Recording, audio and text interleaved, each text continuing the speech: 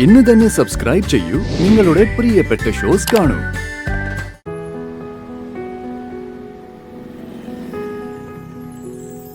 Hari sir,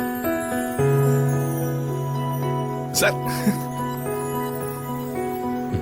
ശരവണനോ? ആഹാ, എന്താ ശരവണ, നീ എവിടെ പോയതാ? മാർക്കറ്റിൽ പോയിരുന്നു സാർ. സാർ, ഒരു കാര്യം കേട്ടാച്ച് നീങ്ക എങ്ക ഇരുന്ന് കിളമ്പുതാ? സുജാത മേഡം ചൊല്ലിയാച്ച്. അങ്ങനൊരു പ്ലാൻ ഉണ്ട്, ഒന്നും ഫിക്സ് ചെയ്തിട്ടില്ല. എതുക്ക് സാർ? എല്ലാവരും ഇപ്പോ ഒരു കുടുംബം പോലെ പോയിട്ടിരിക്ക്. അതിലിരുന്ന് നീങ്ക മട്ടും.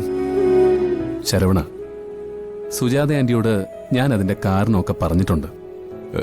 സാർ, നിത്യ മേഡം வந்து எனக்கு சிஸ்டர் மாதிரி. நாங்க எல்லாரும் நித்யா மேடத்துக்கு ஒரு நல்ல லைஃப் வரும்னு தான் நினைச்சிருந்து.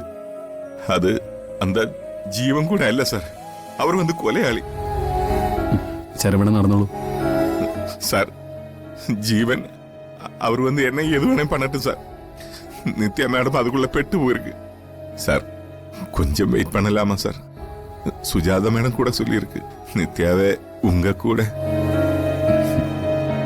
ശരവണ, ചില കാര്യങ്ങൾ ആവർത്തിച്ച് സംസാരിക്കുന്നത് ഈ പറയുന്ന ആൾക്കും കേൾക്കുന്ന ആൾക്കും ബുദ്ധിമുട്ടാ.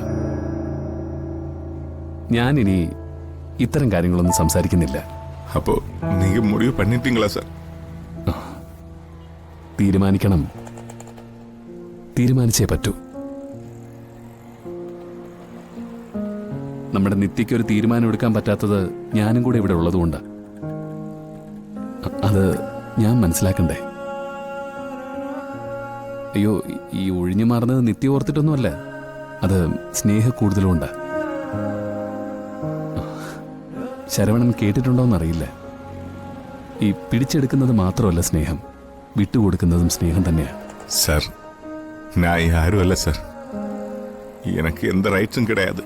ஆனாலும் ஒரு கனவு இருந்து நீங்க 2 பேரும் சேர்ந்து ஒரு குடும்பமா இருக்கணும். கல்யாணி, ஆதி எல்லாവരും நீங்க புள்ளகளாய் நல்லாமே இருக்கிறது நான் கனவு கண்டு போயாச்சு சார். அந்த கனவு அப்படியே தூக்கி எறிய முடியல சார். அதான் தான் சொல்றேன் சார். ஒரு வாட்டி கூட நினைச்சு பாருங்க சார். நீங்க இங்க இருந்தா அதெல்லாம் அவருடைய மனசுக்குள்ள ஒரு தைரியமா இருக்கு சார். அதுதான் சொல்றேன். வரட்டுமா சார்? சரி.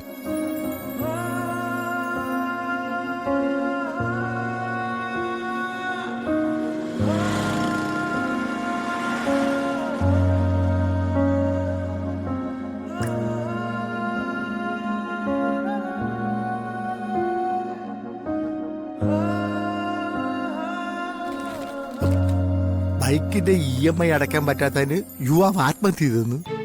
അതെന്തോന്നൊരു EMI? ഓ, ചെറുപ്പക്കാരൊരു കാര്യം. രാമകൃഷ്ണേട്ടാ, ഓ വാ.